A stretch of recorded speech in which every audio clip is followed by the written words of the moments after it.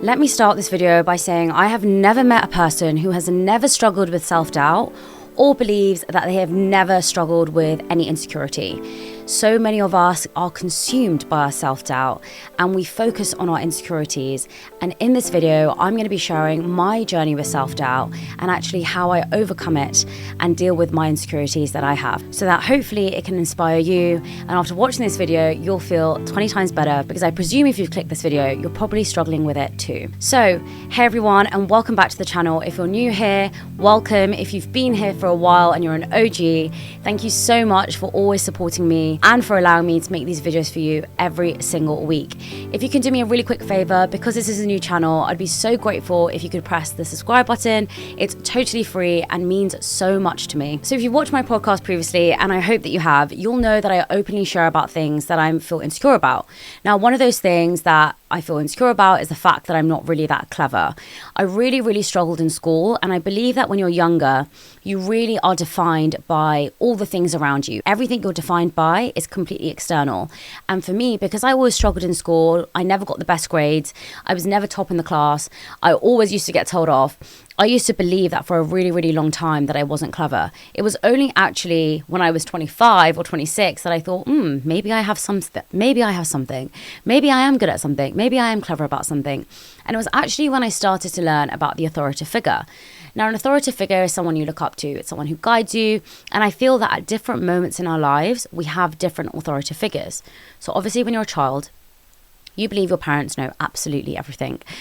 But now that I'm kind of getting to the age where a lot of my friends have children and I'm thinking about having children, I'm not thinking about having them anytime soon, but I am thinking about having them the next few years. I just think, I don't know anything. I'm literally would be winging it. But as a child, you believe your parents know everything, and that's because you see them as an authoritative figure. I knew that in school, I believe my teachers knew everything, and they were so clever, and they knew the answer to every single question I wanted to ask them. And when they didn't, I was like, wait, what? Why don't you know the answer to that? And I think as you grow up in life, you realize that we do have these authoritative figures that we look up to, that guide us and actually really define what we believe about ourselves. So like I said, because for me, I was not really clever in school. My parents would be like, you need to work harder. My teachers would be like, you need to stop messing around. And when I went to uni, I was like, I'm just not really getting the grades that I thought I would get. And generally throughout my life, I felt that. And so as I got older, I used to think, well, look, I'm just not that clever. I'm not like my friends. I'm not like my cousins. I'm never going to get the top grades, and that just means I won't really do much with my life. I won't really get anywhere. I'm just going to be mediocre. Now, weirdly, I always had this belief that I was going to end up really successful. I don't know how. I never thought I was going to win the lottery or marry a rich guy. Those were the two things that I never ever had in my plan. But I always just had this self-belief that I would do well in something, and I just didn't know what yet.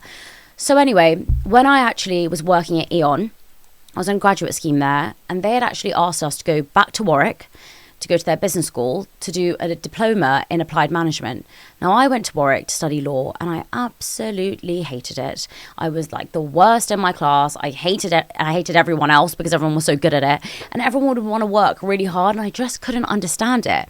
My parents always used to say to me, you know, you have to work really hard, and so I felt like I worked hard for them, and I just felt like exams were just so pressurizing, and I wasn't actually learning. I was just memorizing things to write in a paper, and so I'd feel filled with anxiety, filled with nerves. I never, ever used to eat before any of my exams. I used to always lose so much weight when I was stressed because I just hated uni and I hated school.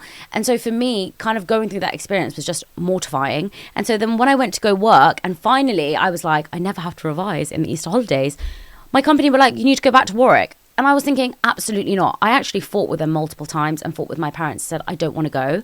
And I came up with all these excuses as to why I shouldn't go. Because at the time I was living in Nottingham, and Eon had said, you need to stay at the company for 3 years, otherwise you have to pay it off, or 5 years, or something like that. And so I said to my parents, look, I don't think I should go because I obviously want to move back to London. And they said I have to stay here for 3 to 5 years. I can't remember which one it was, but it was a long time. And they were like, listen, just do it and just try. And if you have to pay the money back, you have to pay the money back. It's not a big deal. So I was dragged to do this.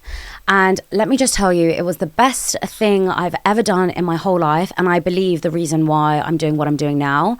That course changed my life, and I'm going to do a whole video on that course and actually how it changed my life, because I really do think it's the best thing in the entire world. But essentially what it was, in a summary, was that you did this diploma it counted towards a master's if you wanted to go ahead and do the master's. It wasn't a master's, but there were modules in it that counted towards it. And the whole time, you were never given a grade. So they would give you marks, but they would never say you get a 2-1 or a first or a third or whatever, a 2-2, whatever. At the end of it, they would just say you either pass or you fail. Now, what that did was remove all of this fear, remove all of this kind of pressure to get a certain grade, which I really believe that happened to me when I was studying in law school. There was so much pressure to get a good grade. And then to come back to the business school, which is like one of the best in the world. And they're like, no, don't worry about the grade. You are here to learn. You're here to learn a concept, then go back to your company and implement it. So we would go there for around a week. I think it was every 3 months. I can't really remember right now, but I know we would go there for either a week or 3 days, and we would stay there. We would learn a concept. We would then have to go to our company, implement it, and then write up an essay on it. Now, there were so many different things that I learned about, and some of them I gravitated towards more than others, but the whole thing was really around self-development, learning different ideas, how to work on things like people and culture, basically everything that I loved. And I just found that I really grew as a person and was so obsessed with all the books and all the readings. I still have 2 folders where I printed out all of the readings, which I still refer back to today. It really left a lasting impression on me because for the first time in my life, I was learning to learn, not to get a grade, not to pass a particular exam, not to memorize something because I had to. I was learning to actually learn the stuff, and then I actually enjoyed it. And so for the first time in my life, I was like, maybe I am clever. Maybe I am someone who can actually learn things and implement it and actually talk about it in an exam or actually write it down in an exam because I actually love it. And so I'm going to read up about it. I'm going to enjoy it. And I'm not going to feel like this is so stressful and something I have to do. It's something I want to do.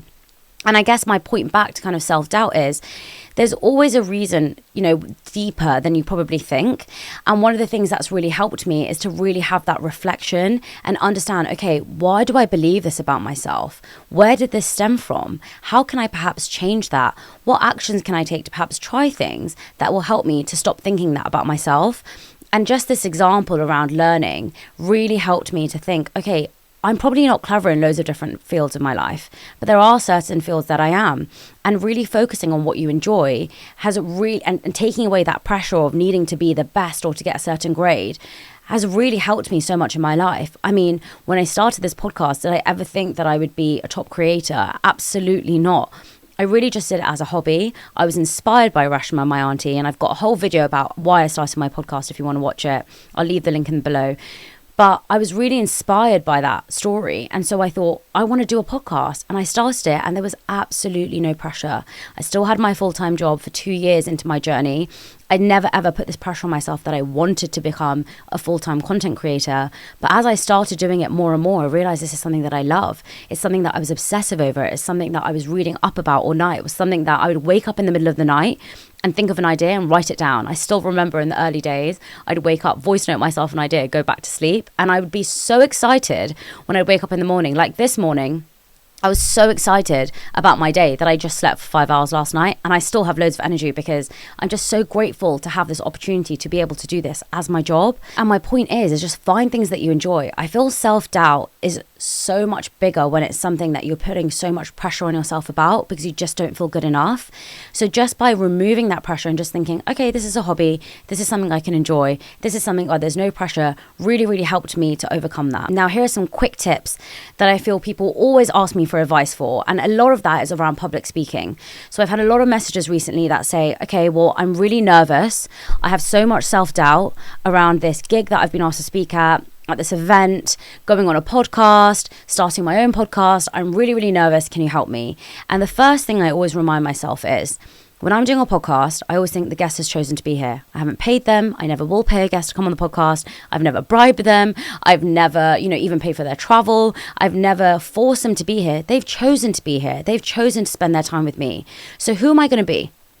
I should be excited about this opportunity. They want to be here. So I'm going to be the confident, excited, happy person that they've chosen to be here, not the nervous, shy, quiet person that they didn't sign up for. And that's the same whenever I go into a public speaking thing, like a TED Talk, when I do my workshops. I'm like, these people have chosen to be here, or I was chosen to speak on the stage. So I'm going to bring my best self. I'm going to reframe my mind instead of saying I'm nervous and those butterflies in my stomach are out of nervousness, which they are. But I'm also excited.